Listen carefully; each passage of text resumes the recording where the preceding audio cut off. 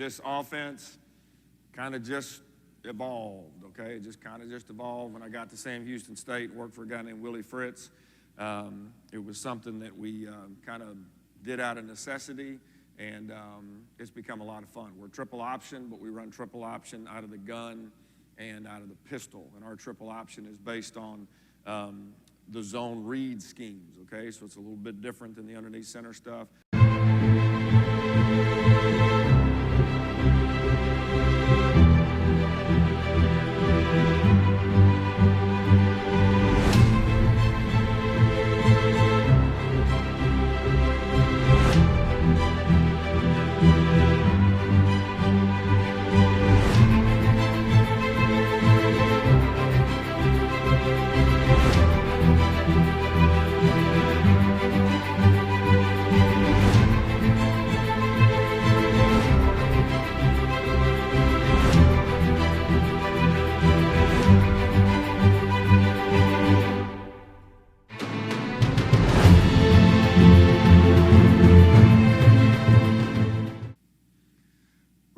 Go into each ball game with the sound blitz pickup and blitz beater attack. But we're going to spend a lot more time on blitz during practice than what we ever see it during a game. We have to see it. We have to prepare for it, for passing situations and even run situations. But we don't see a lot of blitz. And obviously the reason we don't see a lot of blitz is it's hard to set all your blitzes to dive, quarterback, pitch. So people come in with extensive pressure packages, and because of what we do, we don't see it a lot, and that becomes a huge advantage on, say, third downs. How can we do the same things over and over and over again, but present it in a different manner? So self-scout for us is something that we spend a lot of time on Sundays before we even start talking about our opponent. If we're going to have a new idea or we're going to suggest a new idea, something's got to go, okay? Something's got to go. There is no addition without subtraction. There is no addition without subtraction. If we're going to add a play, if we're going to add a new concept, a pass, doesn't matter what it is, something's got to go. So that guy that comes up with that idea, he's got to come up with what goes. Because there's a finite number of hours, you know, in the week. And those players don't live it like we do, right? I mean, they don't live it like we do. You know, we make, when I say three back, our third back most of the time is an off-the-ball tight end, okay? It could be two backs in the backfield and we bring a slot back in. But when I say when we make three back, I'm talking about the tight end also because he's off the ball.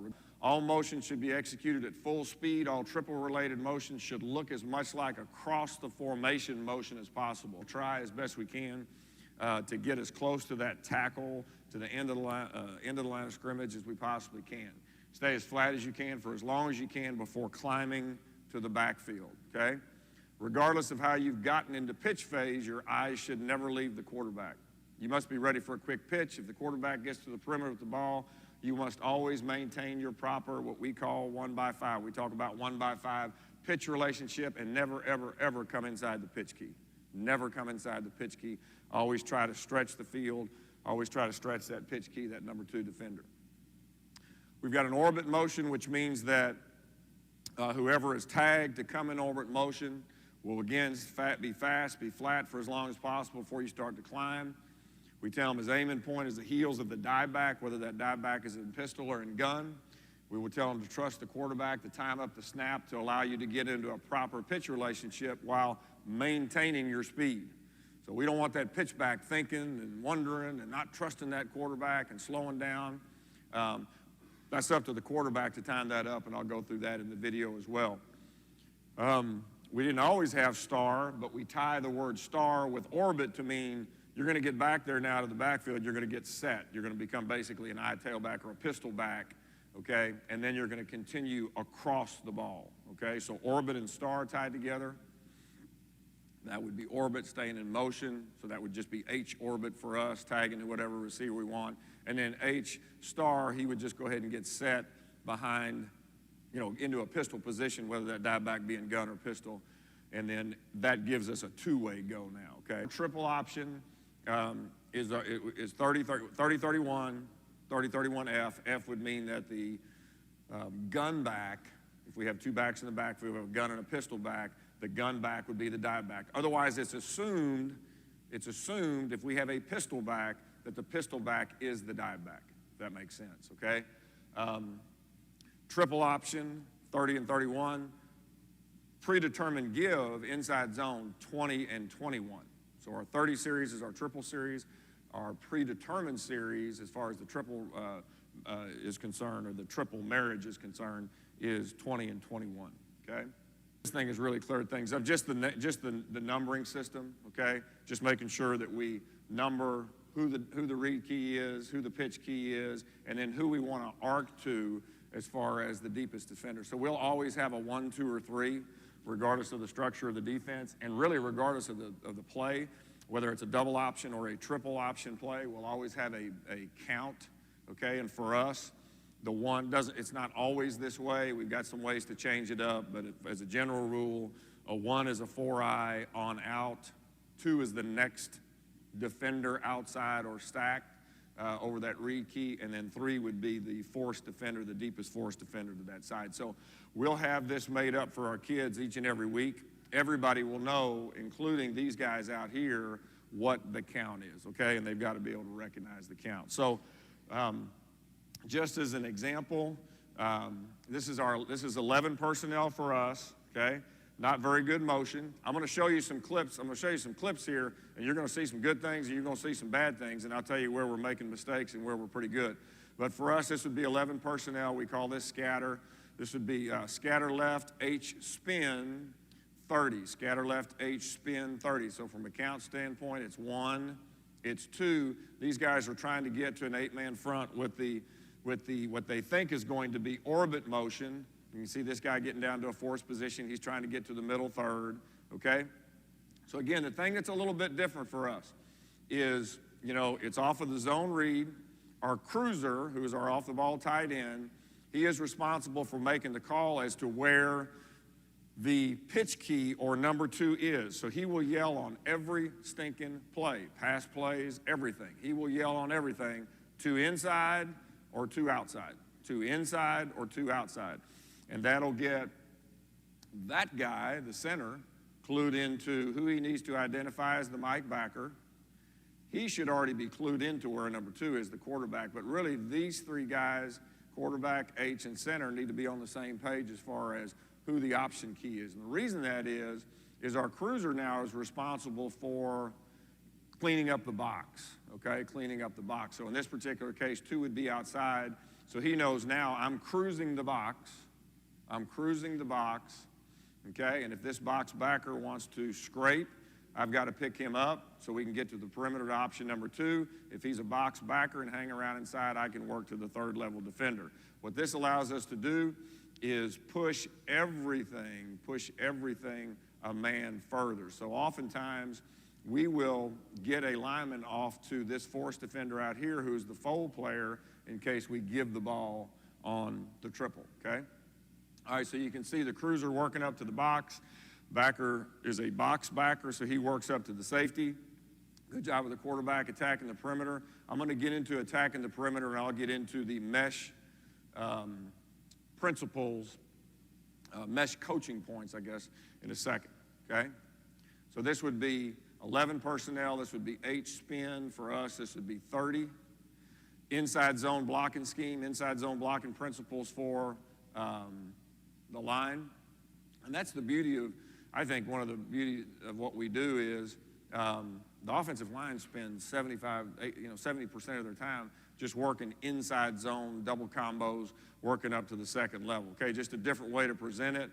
2 tight ends now, kind of a condensed formation, quick motion now with Z. We call this cheat motion. Okay, here it is out of the gun. It would be the same call 30. Okay, same call 30.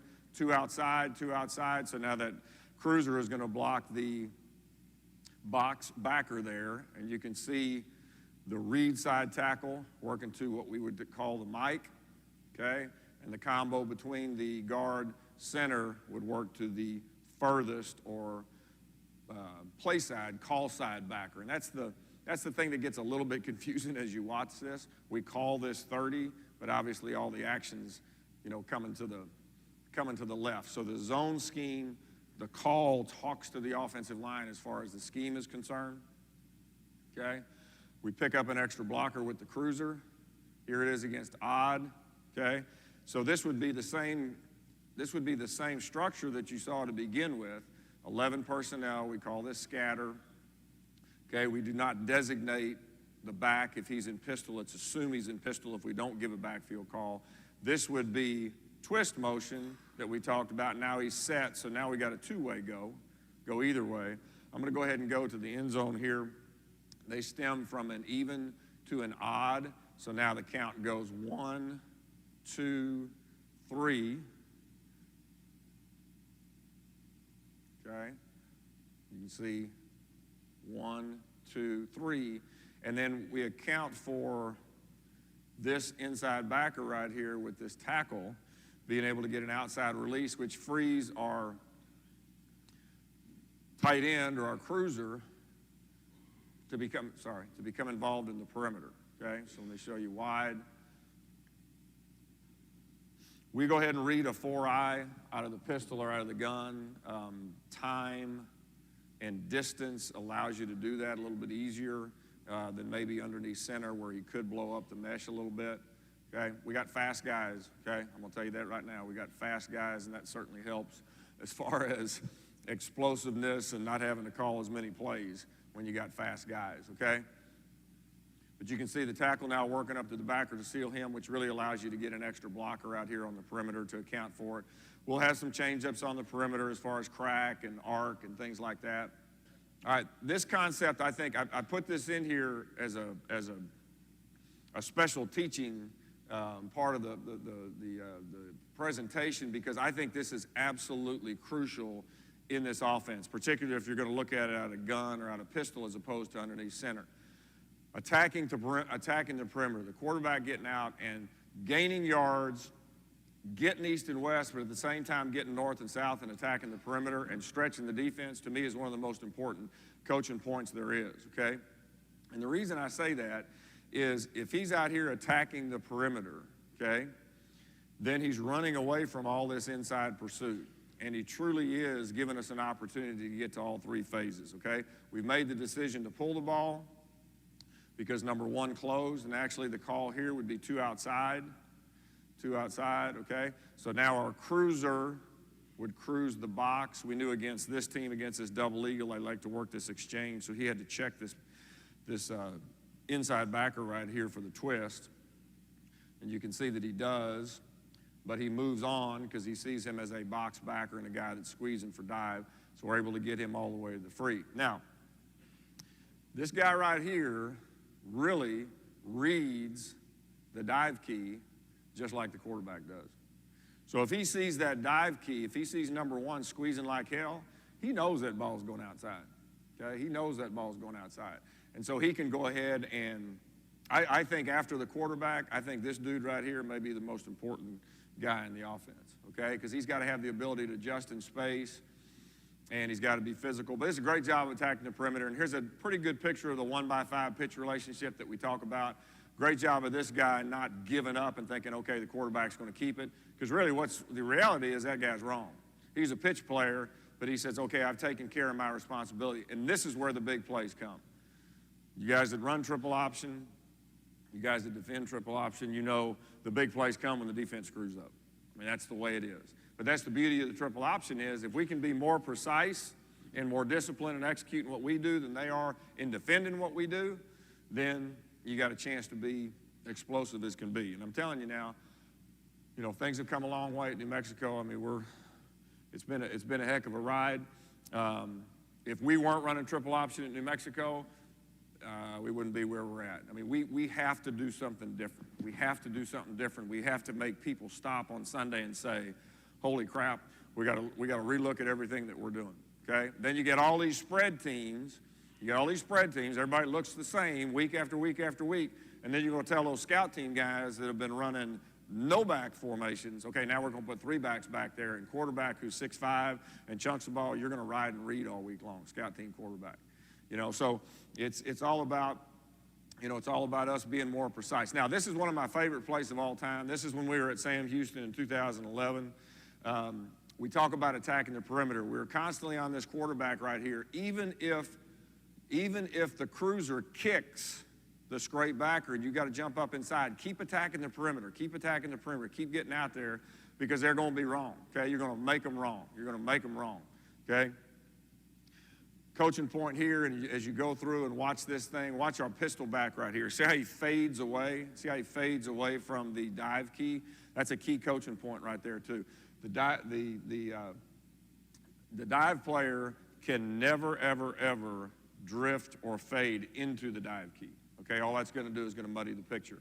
Oftentimes, you can get a good read. You're not sure what that guy's doing. You can extend the ride. And if that dive back will fade away to the play side, oftentimes that dive key will go ahead and take the bait, and you'll get that big play that you want. But that's a great, great, great example of the quarterback continuing to attack the perimeter and generating a big play right there.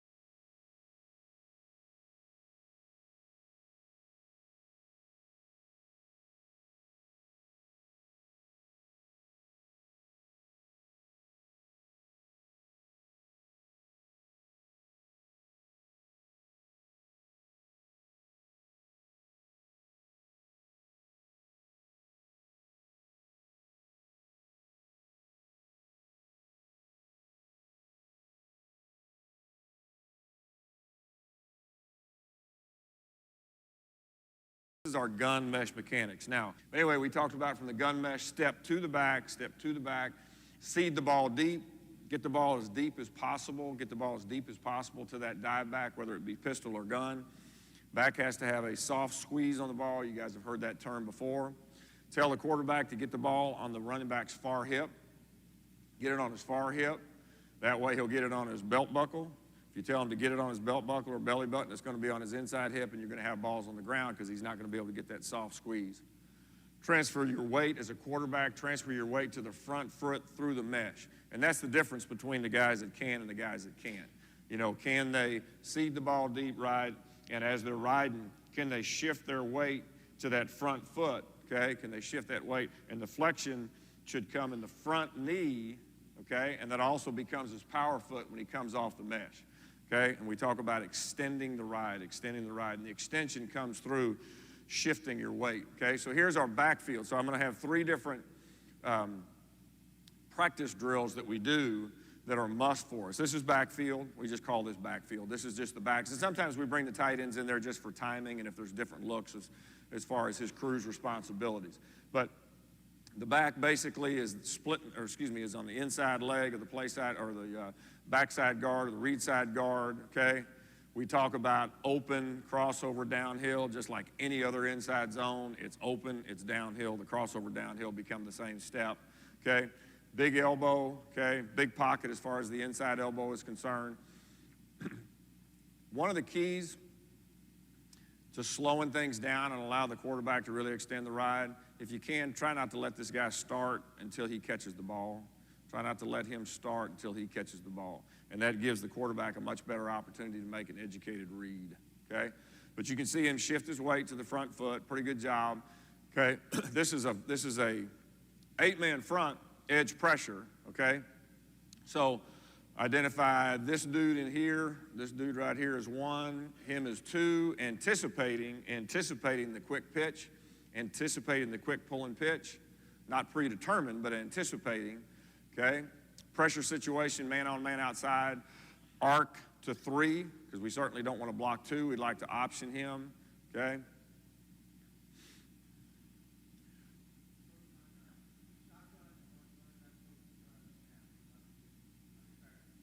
We want the same thing. It's more difficult because he can't see it, but he has to try to feel it. But it's much more difficult out of the pistol for him to know exactly when he's caught the ball. It's kind of more of a timing thing. That's a good question. It's much easier to stepping away. And again, I'm going to show you some clips from this year where you're going to say, wait a minute, you're not doing that. Yeah, we're not as much, and we're going to change it a little bit. Step away, clear the midline, okay? The midline is that line that leads right up that center's butt, okay? Give the running back access to both A-gaps, both play side and backside A-gap. Again, seed the ball as deep as possible. Again, the back has to have a soft squeeze. Get the ball to the running back's far hip, transfer your weight through to the front foot through the mesh and extend the ride. So if you go 3 through 6, they're the exact same concepts and rules as far as the mechanics from the gun, okay? It is a little bit different out of the pistol. I like it. I love it out of the pistol. And initially, this is how when we first put this in at Sam Houston and brought it to New Mexico, we were running a lot more pistol than we were gun. Now it's about 50-50, maybe even a little bit more gun, okay? I love the way this quarterback would hop. He would hop, and as he hopped, he'd get a little bit closer to the line of scrimmage, okay, which allowed him to extend the ride a little bit more because he could seed that ball a little bit deeper, okay? And he was really good at shifting it. See how he's shifting his weight over that front foot right there, okay? That's a pretty good picture of what it should look like, okay? And he's doing a good job of clearing the midline for that back, too. That back's got access. If he gives the ball, he's got access to the play side A-gap as well. We'll do half line 2 times a week for sure. 2 times a week for sure. And this is a great opportunity. You know, it's just center, read side guard and tackle, however many backs you need, tight ends if you need them. This happens to be 20 personnel for us. So we're working our back as our cruiser. We're working our H-back as our pitch back. And so whoever you need within the personnel grouping to run the play, but it truly is just half line. It's a great opportunity to mix things up as far as the perimeter is concerned. It's a great opportunity, obviously, to work mesh mechanics with more people in there. It's a great opportunity to work pitch relationships with more people in there. Again, it's a staple. We really only do this for about 5 minutes, but we'll get in 10 plays in 5 minutes because we don't huddle up. I just holler out personnel grouping, formation, motion, and we work as fast as we possibly can. Guys running the scout team out there getting those guys set up to make sure that we can get maximum reps. Here's a little bit different scheme. We call this crush, okay? Now we've got our tight end as our cruiser. We still have our we still have a receiver coming around as a pitch back. So again, nothing magical as far as the scheme is concerned, just different ways. It gives you an opportunity, a 5-minute opportunity, 10 minutes if you want to, opportunity to run, continue to run triple and work on the precision and see the different looks that you might see during the week. And what we have to do, we're really not sure from week to week what we're going to see. We can guess, but people surprise us. So what we have to do is we have to work 8-man front, 4-3, too high, odd, too high. We got to work all of it. Double eagle. We got to work all of it every week. Okay, just in preparation. Okay, now this is what we call perimeter drill. So perimeter drill, you take the lineman out. We've got all the skill kids in there. Again, a good opportunity, your best opportunity to really teach as far as perimeter looks are concerned. Change-ups on the perimeter that you want to do. Another opportunity to work meshes and to work pitches, although most of the time we're going to give this guy a read, the ball's going to come out. I put this clip on here to make this point. Never, ever, ever, ever, ever come inside the pitch key. That's a lousy, terrible job. Very undisciplined by this kid right here, number one, as far as effort and practice. Number two, not being aware that that trap corner is the pitch key, okay? It would be 1, the way this works. It would be 2, he's got to come outside to force this guy to make a decision. So never, ever, ever, ever come inside your pitch key as far as the pitch back is concerned, okay? Just one more example. Now we're working crack, okay? And here's a good picture of the quarterback going out there and actually attacking the perimeter, okay? So backfield, 5 minutes. Half line, 5 minutes. Perimeter, 5 minutes. That gives you an extra 15 minutes, maybe a day, okay, before you get into the team part of it, okay? And we'll always have a team option period, obviously. We'll always have backfield, half line, perimeter, team option, play action pass. Play action pass, okay? Those are staples of our practice. We get into quite a bit of 3-back. The reason we get into three-back set, either that diamond look or what we call this pack deal, because it disguises the cruiser, okay? If you think about just a 2-by-2 set with 2 backs in the backfield and the off-the-ball tight end, well, okay, there's that cruiser right there, okay? And so this formation right here, it kind of disguises the cruiser a little bit, okay? From a count standpoint, it's 1, it's 2. Because this is an odd look and it's a 4-eye, we can outside release that tackle to get to the read side inside backer, okay? So 1, 2, 3, okay? Cruiser then, because he knows the tackle's going to try to work to that inside backer, he'll still check the inside backer, but he knows he can go to 3. And we don't block the backside safety here, but I'm going to show you from the end zone how he watch his eyes here, okay? A little bit of hesitation right there as far as if the dive back has it or not, and allows us to run by him. Now, not crazy about what this guy's doing. This is what I was talking about. Don't fade into the dive key. Don't fade in the dive key. Keep pushing it front side. Keep pushing it play side, which would be to the right here because it's 30. Keep pushing it play side to get that guy out of there so he doesn't muddy the waters.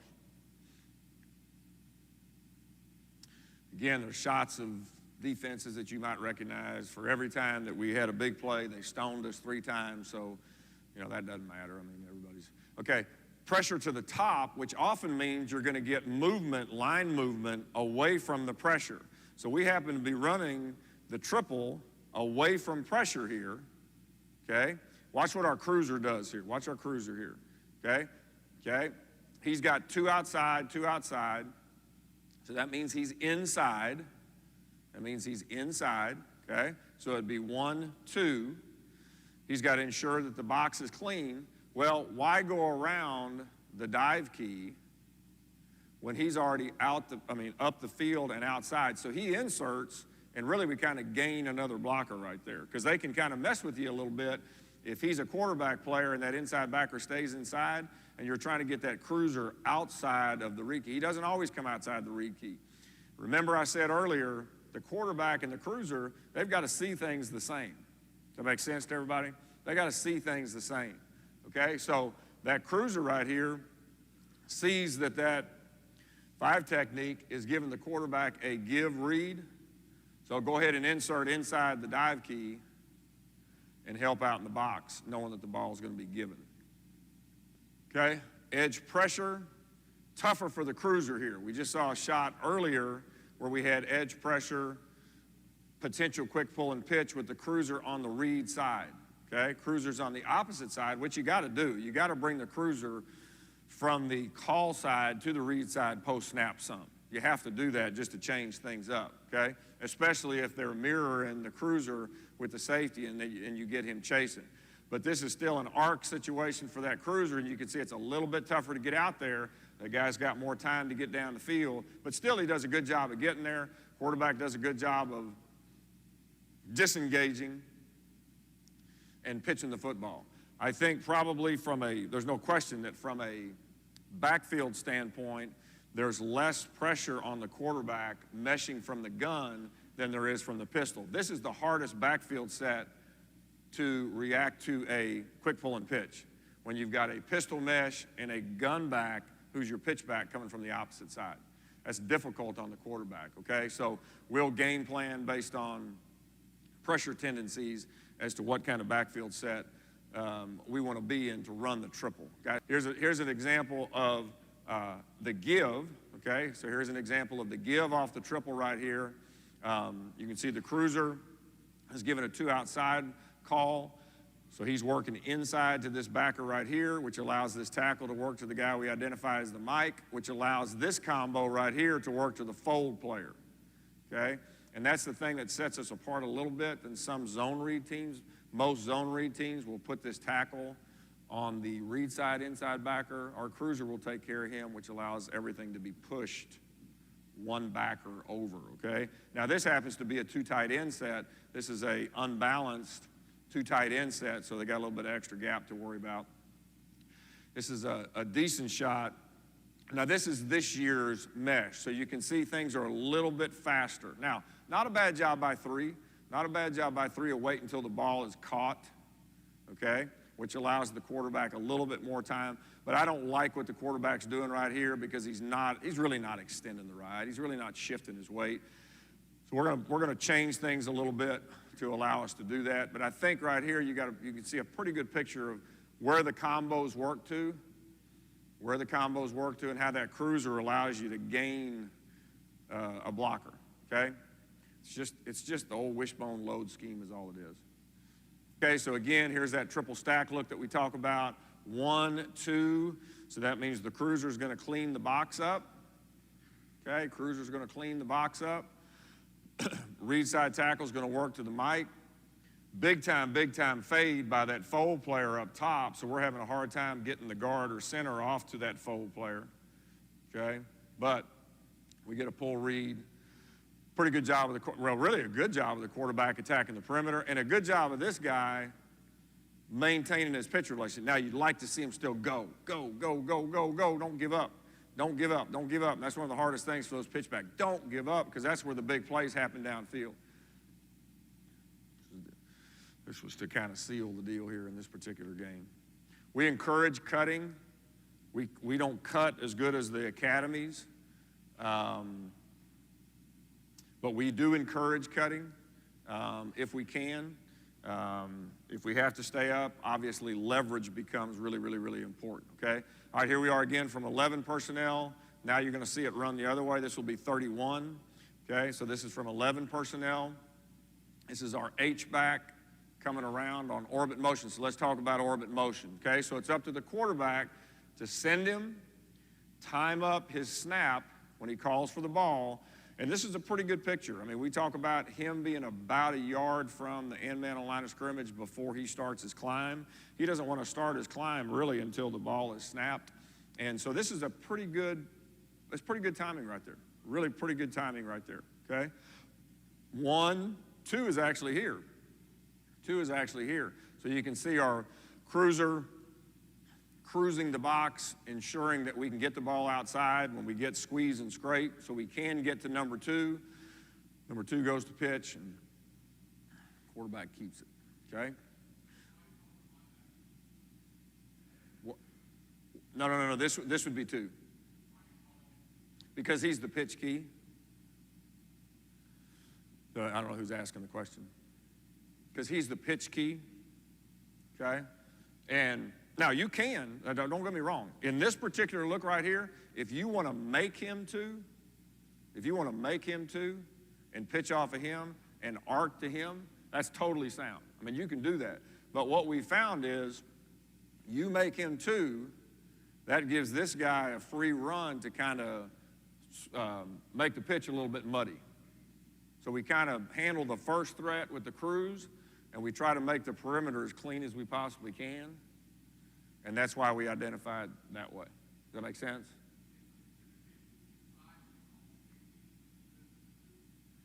It comes down to more the structure. Yeah, I mean, in a general sense, yes. It really comes down to more of the structure. It comes down to numbers is what it comes down to. It really comes down to numbers. This look right here and this look right here, we don't treat any different. In other words, if we were coming down here, this would be 1, this would be 2, we'd cruise the box. We're coming down here, this would be 1. Instead of him being here, he just happens to be here, we still call him 2. Does that make sense? And again, you know, part of the reason, and this is just base option football, but we got numbers up there. Okay, we got numbers up there. Now, as we motion here, okay, they're trying to, right? They're trying to. They should probably get him down a little bit faster and then get that other guy to the middle field a little bit. But we still have numbers over there. You know, we used to spend a lot of time talking about shades and things like that. We see so much double shade or post snap movement that it's really about numbers, and it's about grass. This is an unbalanced look right here, so this is just a way to, we're just kind of messing around here. So this is 11 personnel. We got an unbalanced tray formation right here. We shift the tight end. We orbit the H. Okay, so again, window dressing, just different ways to present. But we're running the exact same thing as far as this edge and open side as far as the read is concerned. It's the same look that we see all the time. Okay, here's 1, here's 2. Quick pitch situation right here, and he's looking for 3. You know, he's looking for 3 right here, and there he is. Okay, so good job of the H here reacting to the pitch. And this is what I talked about when I said on the orbit motion or the spin motion, don't ever take your eyes off the quarterback. Don't ever take your eyes off the quarterback. We try to get these pitchbacks educated and be able to see pre-snap if there is a potential for quick pull and pitch, so they can be more in tune to look that ball in knowing that it's going to be quick. But if they never take their eyes off the quarterback, then they got a chance to react to this ball right here, which is not a great pitch by any stretch. 4-2, okay, 8-man front, okay, 1-2, okay, cruise the box. You get a box backer, you can work to number 3, which would be this free safety right here, but we get squeeze and scrape, so the cruiser has to now block the scrape backer, or else we got 2 outside, and really with that funnel and free, we really got 3 outside. So if you look at this picture right here, before too long, we've got to find some way to handle this guy right here, and that's where the change-ups with the wide receivers come in as far as the perimeter blocking is concerned. But this is a pretty good picture of assignments. You can see the read side tackle working to the mic. You can see the play side combo working to the fold player right there. So if we were to give the ball, really we got a hat for everybody there, okay? So between reading and identifying, okay, you should be able to, you know, account for everybody except for the free.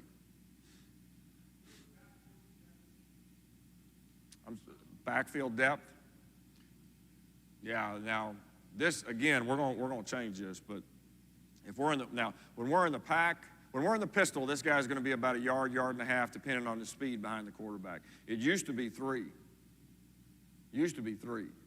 We're gonna get a little bit closer to that from here on out, okay? Because we're not getting right. Right now, it's a yard, yard and a half, depending on his speed. This always looks a little bit tight, but the bottom line is he's about a yard, yard and a half behind the quarterback's heels in the pistol. He's a yard behind this guy in a normal eye set. Gun, his toes are at 5. He's about a yard. He's a yard behind the quarterback. Again, yard, yard and a half. Splitting the inside leg of the read side guard. That makes sense. Does that answer your question? Okay. Back. Let me see. Is this? No, we're still. Okay. Again, I'm gonna move a little bit here, but 48. How much time do I got? 10. Okay, good. All right. So we got to know who the die back is. We got 2 backs back here. This would be a near set for us. Okay. So we got 2 backs back here. So if we were to just call 31, he would be the die back. He would back up and be the pitch back. If we were to call 30, he would be the die back. He would come around and be the pitch back. He would cruise post snap. Because we've tagged it with an F, that tells everybody in the backfield, this is the die back. Now this is the pitch back. That's all it is. That's all it is here. Okay. This is what we call cover 4 quarters. And people do 2 different things. They either fill the safety inside of the quarterback key or pitch key, okay, or they run him and make him the pitch guy, and he's a quarterback player. So he's kind of got to utilize the underneath center arc principles as far as being slow to read that, okay? All right, here's 3 backs. So now we've got 3 backs in the backfield. This would be our 30 personnel, no tight ends, and now you've got to have a back who becomes your cruiser. Okay, you got to have a back who becomes your cruiser. And these guys should be interchangeable parts, okay? And so this is another way to disguise who the cruiser is, okay? So it makes it a little bit more difficult as far as the defense is concerned, because really we got a 2-way go here, right? We can go either way, and either one of those guys can be the cruiser. We could bring him post-snap across the ball. We could cruise with him to the read side. So there's all kinds of different possibilities as far as eyes of the defense are concerned and presentation as far as the offense is concerned. All right, this is what we call 4-3 hip cover 4. So by count, 1, 2, identify him as the Mike, read side tackles, blocks the Mike. He should really cruise to this deep safety right here. Okay? He should really cruise to the deep safety. So he's screwing this thing up. Okay? He should not be helping that tackle right here. He helps the tackle right here because he doesn't think the tackle has him, and maybe that's a good decision, maybe it isn't. But by rule, tackle should be on the mic, and this is the leverage part of it that I was talking about. That tackle's got to understand where that ball's going to hit, so his head's going to be on the other side, and you should get that cruiser all the way up to that safety right there. And then if you look at it that way, you're accounting for everybody because you're reading that dude right here, and you got to make him wrong by attacking the perimeter.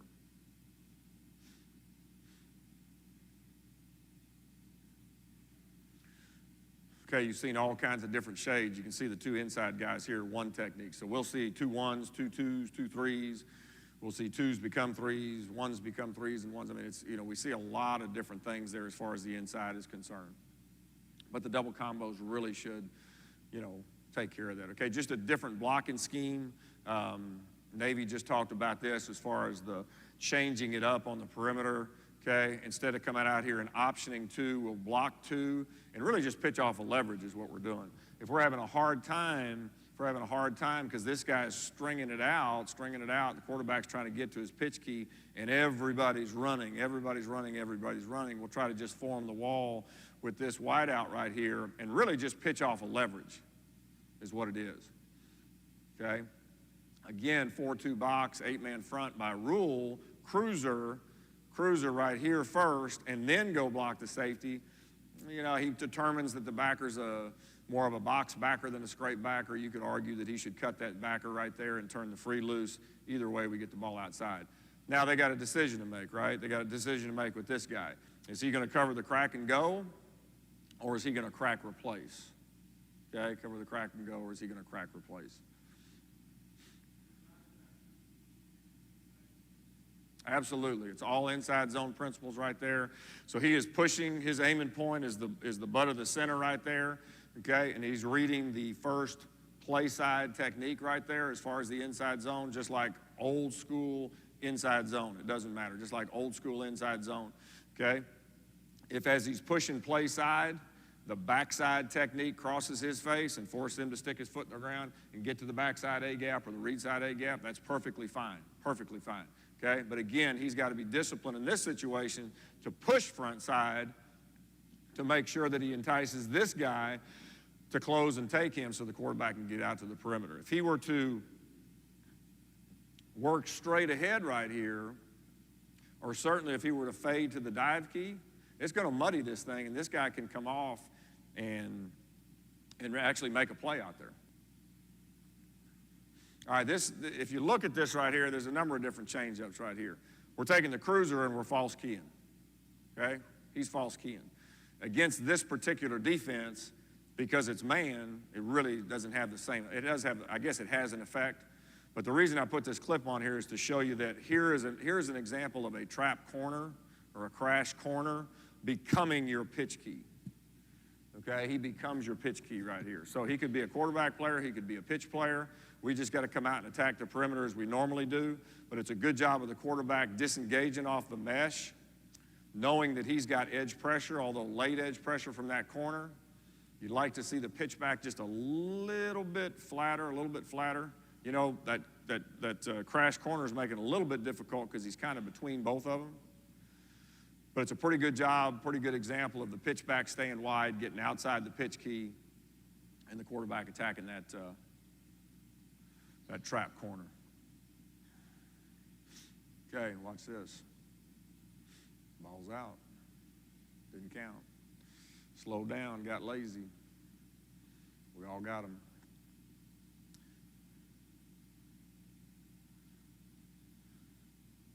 All right. 20 personnel, no cruiser. Who's the cruiser? Not, these guys can't be the cruisers. You stay two back, so one of them's got to be dive, one of them's got to be pitch.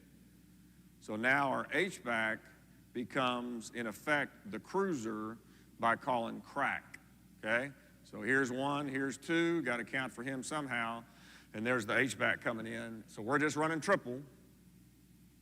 Doesn't change anything for the backfield, doesn't change anything for these guys in here. They're all working to the same combos. We actually double crack this right here and dangle the corner to try to make him make the play.